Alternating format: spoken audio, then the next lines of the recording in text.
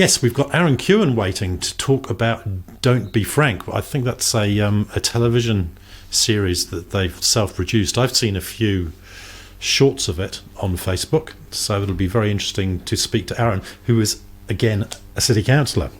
So it's great that we've got some input from the councillors this evening, and I'm calling him right now.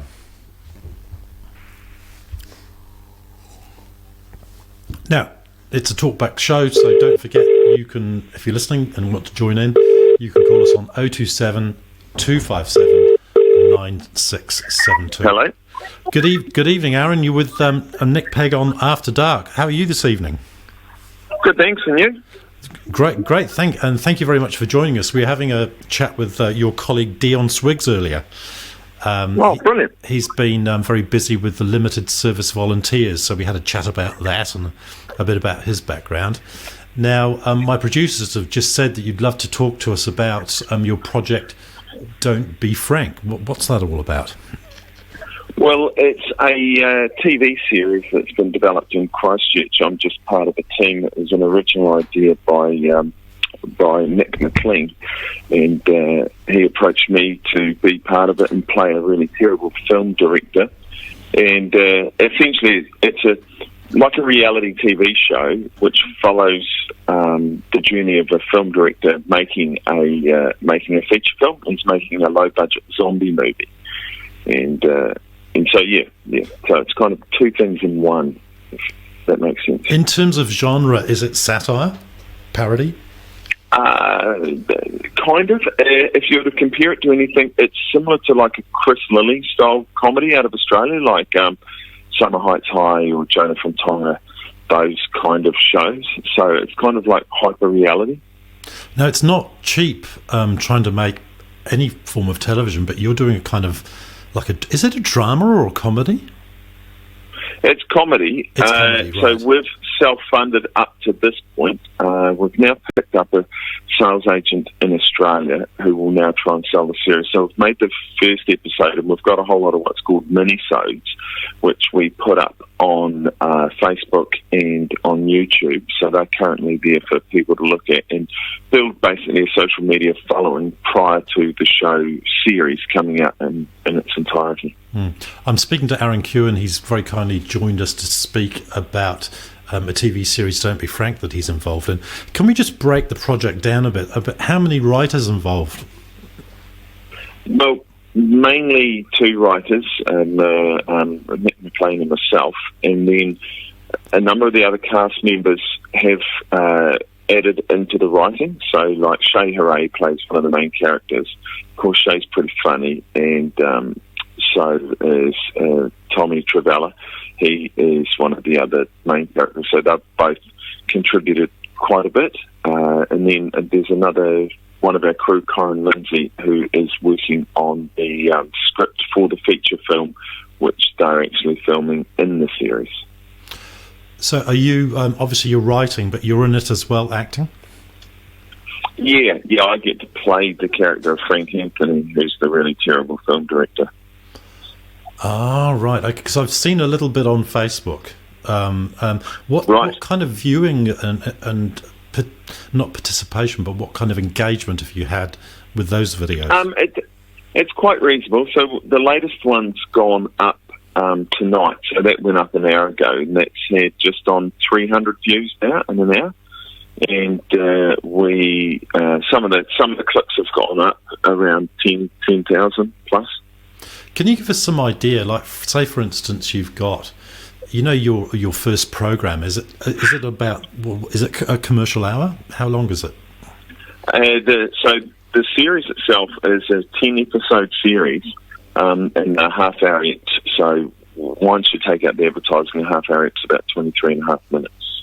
So how many? Give us an idea for the listeners who are not involved in the industry. How long does it take to produce 23 finished minutes, including post-production? Well, every production's different, but for us, we do the pre-productions all over the place because sometimes things can be written weeks or months in advance, and then you prepare for filming. For us to shoot an ep is 2.5 days of shoot time, and then the edit is done over a few weeks, the post-production. So that's relatively quick in TV terms. So is it wait and see now, because you need funding to continue, don't you?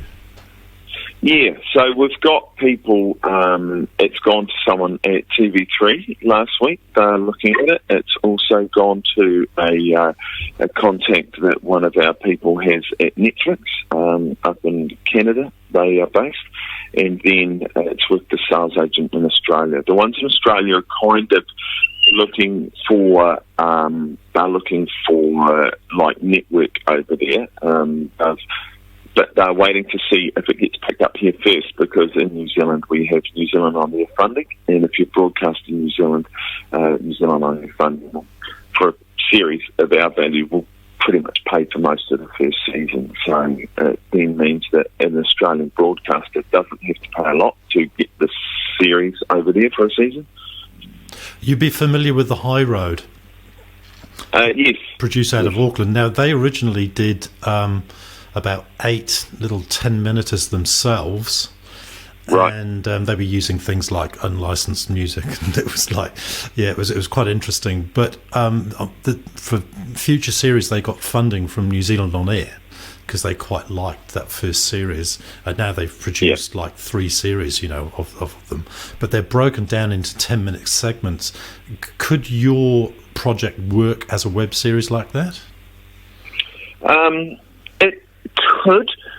We are looking to try and sign on to someone. Ultimately, someone like Netflix is like they're top of the food chain these days. So if you can land a Netflix, Hulu, Apple TV, yeah, that would be where you'd go, and then work your way back from there. We've done something slightly new, which is we've created this 10-episode series.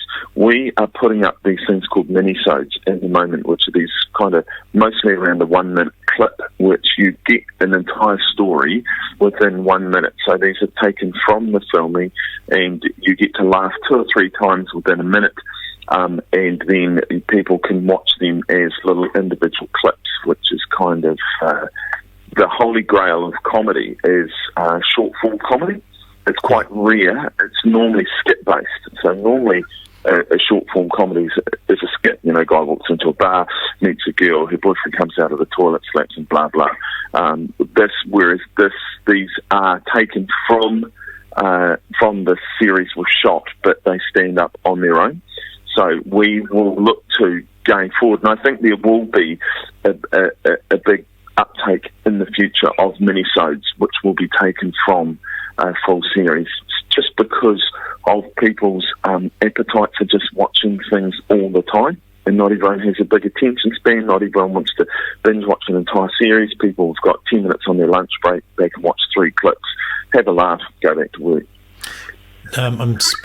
Excuse me. I'm speaking with Aaron Keown, known to most of you as a city councillor. I was aware of you as a thespian from many years ago, Aaron. Are you still involved in the murder mysteries? Yes, yeah. Had a show last night.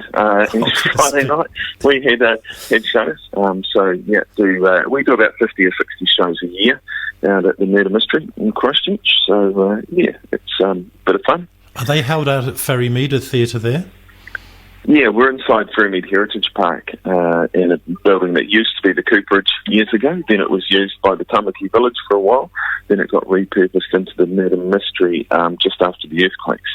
So you're doing a full day at the council and then rushing out to Ferrymead to get your tights on and do a show? Do a show at nights, yeah, and then on the weekends as well, film the series. I do like to work 7 days a week. That way I don't get anxiety. I get anxiety when I have days off, so I'm working 7 days a week. May I ask you, do you have children? Yeah, 3. And you do a parent as well? Yeah. Wow. Yeah, they're involved quite a bit because Amazing. my My oldest is 14, my next oldest is 11, and they take turns about coming to work with me at Murder Mystery. They do the follow spot and play zombies and stuff on the haunted tram ride, which is part of the evening out there. So he gets to do dishes. So yeah, they enjoy coming to work with me. It's great when the children are kind of learning by osmosis, isn't it? Because they've seen you doing this all of their life, and they kind of picked stuff up along the way. Yeah. And my daughter's a performer. They did a production last week at Papanui High School of Beauty and the Beast. So she was just in the main cast for that. And my son that comes to work with me, he's more of a writer, so he draws comic books and writes stories and things like that. So I suppose in a way they do get to, like you say, pick it up by osmosis, and it just feels natural to them. If you grow up and your dad's an All Black or a Canterbury rugby player, for you to go on and be an All Black's not that big a deal. To other people outside of that circle, it's probably a really big deal. Well, best of luck. Thank you so much, by the way, for joining us this evening on After Dark. Great to talk to you. Don't Be Frank, is there a Facebook page where people can go and have a look and like it and follow it? Absolutely, yeah. We're looking for as many likes and followers to our page at the moment as possible. So it is Don't Be Frank. If you put that all in as one word, that'll come up on Facebook. And if they're on YouTube and subscribe to channels on YouTube, Don't Be Frank, all one word on YouTube as well. And that would be most appreciated as they did. Checked out the clips, left comments, and we'll be doing zombie auditions in the near future. So get them to stay in touch. Great stuff. Look forward to speaking with you again, Aaron. Might be a bit about some council matters next time. But thank you very much, and good evening to you. Brilliant. Take care.